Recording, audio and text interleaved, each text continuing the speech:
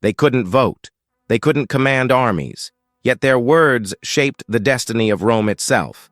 Behind every great emperor stood a woman whose mind was sharper than any blade, whose ambition knew no bounds, and whose power could challenge an empire ruled by men. Picture yourself in ancient Rome, walking through marble halls where whispers carried more weight than swords. What would you do if you lived in a world where your gender determined your place, but your mind was sharper than any gladius, the legendary Roman sword? How would you wield the invisible threads of power? Today on Imperium Chronicles, we'll journey into the shadows of the Roman Empire, where extraordinary women rewrote history from behind the scenes. These weren't just dutiful wives or silent observers. They were masters of strategy, architects of dynasties, and sometimes the deadliest players in Rome's great game of power.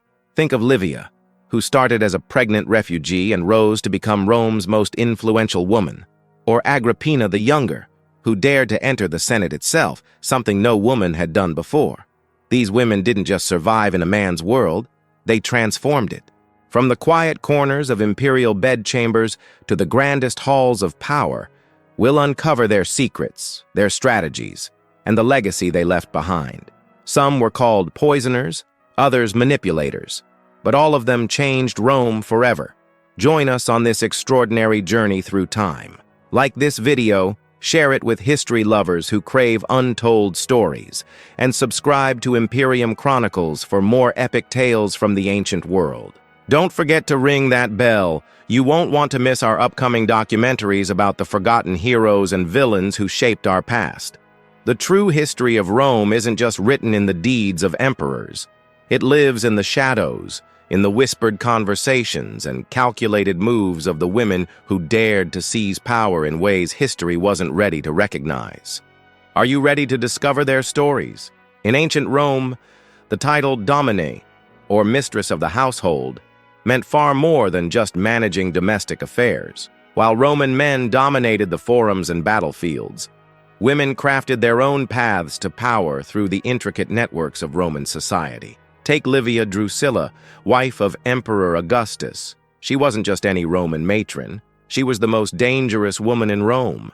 Beautiful, brilliant, and utterly ruthless, Livia transformed her role as Augustus's wife into something unprecedented. While she appeared to be the perfect Roman matron, spinning wool and managing the household, she was actually orchestrating political alliances and eliminating threats to her son's future. The whispers in Rome's dark corners told tales of mysterious deaths. One by one, every potential heir to Augustus mysteriously fell ill or met unfortunate accidents. Marcellus, Augustus's nephew and chosen successor, dead at 20. Gaius and Lucius Caesar, his grandsons, both died young under suspicious circumstances. And each death brought Livia's son Tiberius one step closer to the throne. But here's something fascinating about Roman women that often gets overlooked. They could inherit and control vast fortunes. Unlike women in many other ancient societies, Roman women owned property, ran businesses, and wielded enormous financial power. Many of these wealthy women became public benefactors, funding the construction of temples, public baths, and even entire buildings in the Forum. Imagine walking through ancient Rome and seeing a prominent inscription bearing a woman's name on a magnificent public building. This wasn't just generosity, it was clever politics. By funding public works, these women bought something money alone couldn't provide: influence, respect, and real political power. One such woman was Eumachia of Pompeii, who built an enormous public building that still stands today. She wasn't just being charitable, she was buying power and prestige, creating a network of grateful citizens who would support her interests. These women understood something timeless. Sometimes the most effective power is the kind that's hidden in plain sight. The truth is, while Roman law might have restricted women's official powers, the clever ones found ways to turn their domestic authority into real political influence. They proved that true power isn't always about holding official titles. Sometimes, it's about knowing how to pull the right strings from behind the scenes. If you think modern family dramas are complicated, wait until you hear about Agrippina the Younger, the woman who married her own uncle to make her son emperor, and paid the ultimate price for her ambition. Agrippina wasn't just any noblewoman. She was born into Rome's imperial family, and from an early age, she learned that power was everything. But her masterstroke came when she set her sights on her uncle, Emperor Claudius. Despite being his niece, she managed to seduce and marry him, becoming the most powerful woman in Rome. But marriage was just the beginning.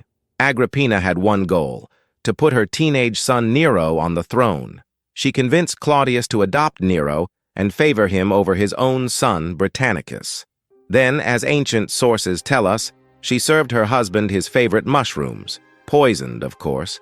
Claudius never saw another sunrise, and young Nero became emperor of Rome. Here's where the story takes a dark turn. Agrippina thought she could control her son, but Nero had other ideas. He grew tired of his mother's influence, her constant meddling, her attempts to rule through him. The boy she had sacrificed everything for turned against her. Nero's first attempt to kill his mother was almost comical, if it wasn't so tragic. He arranged for her to sail in a boat designed to collapse. But Agrippina, ever the survivor, swam to shore. When Nero's assassins finally caught up with her, she delivered one of history's most chilling last words. Facing the killers sent by her own son, she exposed her belly and said, "Strike here, for this is where you came from." But here's something fascinating that most people don't know. Before her death, Agrippina wrote her memoirs. These lost writings supposedly contained all her secrets, all her crimes, all the dark dealings of Rome's imperial court. Just imagine what secrets those pages held. Sadly, these memoirs were destroyed, perhaps too dangerous to be allowed to survive. Speaking of dangerous women, Agrippina's story raises an interesting question. How far would you go for power? Would you risk everything, even your life, to shape the destiny of an empire? What would you do if the very person you raised to power turned against you? If this tale of ambition and betrayal fascinated you, there's so much more to discover about Rome's powerful women. Like this video, share it with history lovers, and subscribe to Imperium Chronicles for more incredible stories from the ancient world. Leave a comment below. Do you think Agrippina was a villain, or was she just playing the only game available to women in her time? Want to know what happened to young Britannicus, the rightful heir Agrippina pushed aside? Or how Nero's reign ended?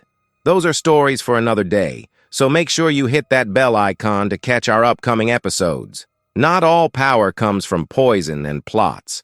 Sometimes it flows from the power of the mind itself. Let me tell you about Julia Domna, the Syrian philosopher empress who turned Rome's court into a beacon of intellectual brilliance. Born under the desert sun of Syria, Julia Domna wasn't your typical Roman empress. The daughter of a high priest, she was renowned for her extraordinary intellect long before she caught the eye of Emperor Septimius Severus. Legend says he married her because astrologers predicted she would marry a king, and Severus, ever ambitious, made sure that king would be him.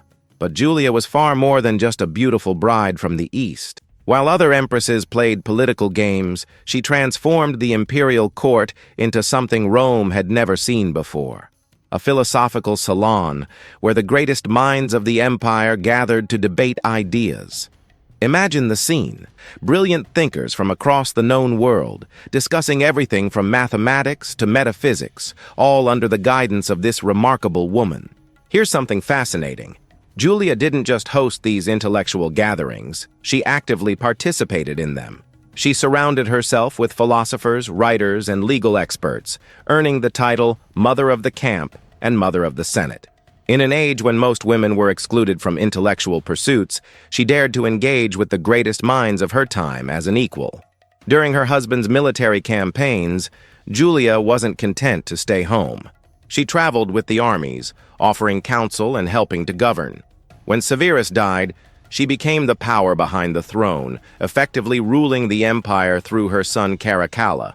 She was even the first woman allowed to attend Senate meetings, a privilege previously unthinkable for a woman. But power, even intellectual power, comes at a price. When Caracalla was assassinated, Julia faced a choice that would echo through history. Rather than submit to the new emperor's authority, She chose to end her life on her own terms. Her final act was one of defiance and dignity, a philosopher's death worthy of the great Roman thinkers she had studied. Yet Julia Domna's legacy lived on. She inspired a dynasty of Syrian empresses who followed in her footsteps, proving that Eastern wisdom and Roman power could create something greater than either alone. Her intellectual court became a model for future rulers, showing that true power isn't just about force. It's about fostering the life of the mind. The next time you think of Roman empresses, remember, not all of them ruled through intrigue and murder. Some, like Julia Domna, changed the empire through the power of ideas. She showed that sometimes the most revolutionary act is simply to think, to question, and to learn. In the heart of ancient Rome stood a circular temple where a sacred flame burned eternally. This was no ordinary fire, and the women who tended it were no ordinary priestesses. They were the Vestal Virgins, the most powerful and mysterious women in Rome, walking the thin line between divine grace and deadly punishment. Chosen before the age of 10 from Rome's noblest families, these girls would dedicate 30 years of their lives to serving Vesta, the goddess of the hearth. Think about that for a moment. 3 decades of maintaining a flame that could never, ever go out. The Romans believed this sacred fire was linked to the very survival of their empire. If it died, they feared Rome would fall. But here's the terrifying part. If a Vestal let the flame expire or broke her vow of chastity, the punishment was unthinkable. She would be buried alive in an underground chamber with just a small amount of food and water, a lamp, and a bed. The Romans believed they couldn't spill a Vestal's blood directly, so they found this horrifying loophole. The location of these burial chambers was called the Field of Wickedness, and some have been discovered by archaeologists, telling their silent, chilling tales. Yet with this deadly responsibility came extraordinary power. A Vestal's word was beyond question. They could testify in court without taking an oath because everyone knew a Vestal would never lie. They were the only women in Rome allowed to drive carriages within the city limits. They had the best seats at public games, right next to the emperor himself. But perhaps their most remarkable power was the ability to grant life with a single gesture. Imagine this scene. A condemned man is being led to his execution. He catches a glimpse of a Vestal Virgin in her flowing white robes and distinctive hairstyle. If she declared him pardoned, he would be freed immediately. No questions asked, not even by the emperor himself. This power of mercy made the Vestals both feared and revered throughout Rome. The Vestals' influence extended into politics, too. They kept Rome's most important documents safe, including wills, treaties, and state papers. Their temple was like a combination of a modern bank vault and a presidential archive. Even ambitious politicians knew better than to cross a Vestal Virgin. These women lived in a magnificent house near their temple, enjoying luxuries most Romans could only dream of. They were free from male guardianship, a rare independence for women in the ancient world. After serving their 30 years, they could even marry if they chose to, though many preferred to remain in their powerful positions. What's truly fascinating is how these 6 women held such sway over an empire of millions. In a world where women had few rights, the Vestals wielded power that made even emperors think twice. They were living goddesses, walking a dangerous path between divine favor and mortal punishment, keeping alive not just a sacred flame, but the very heart of Rome itself. These remarkable women defied the boundaries of their time, often paying the ultimate price for their ambitions. Though history tried to erase them, their power and influence still echo through the centuries, shaping the very foundations of Western civilization. What does it tell us about ourselves, about our own society when we look at how these women are remembered or forgotten? Think about it. Livia Drusilla, who shaped Roman politics for over 50 years, is often reduced to nothing more than a scheming villain. Agrippina the Younger, a brilliant political strategist, is remembered mainly as Nero's murderous mother, and Julia Domna, the philosopher empress who turned the imperial court into a center of learning, fades into obscurity in many history books. But here's the truth that many forget. Rome wasn't built by swords alone. Behind every great achievement of the empire, there were brilliant minds at work, many of them belonging to women. These were not just passive observers of history. They were its architects, working within the constraints of their time to shape the destiny of the most powerful empire the world had ever seen. From the sacred Vestal Virgins, who could spare a man's life with a single gesture, to the empress mothers who orchestrated imperial successions, these women proved that power wears many faces.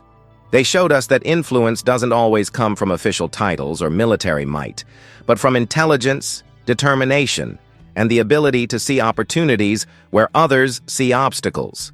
Their stories remind us that history is never simple, never just black and white.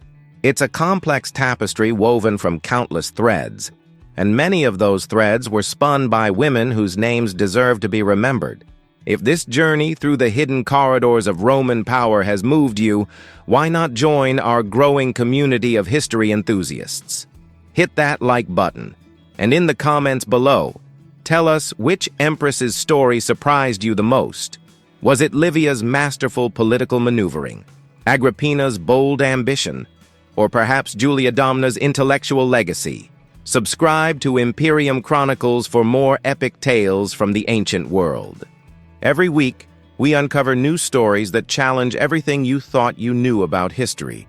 And don't forget to ring that notification bell. You won't want to miss our next adventure into the past. Until next time, remember, history's greatest stories often lie in the shadows, waiting to be discovered. Thank you for joining us on this journey through the forgotten legacy of Rome's most powerful women.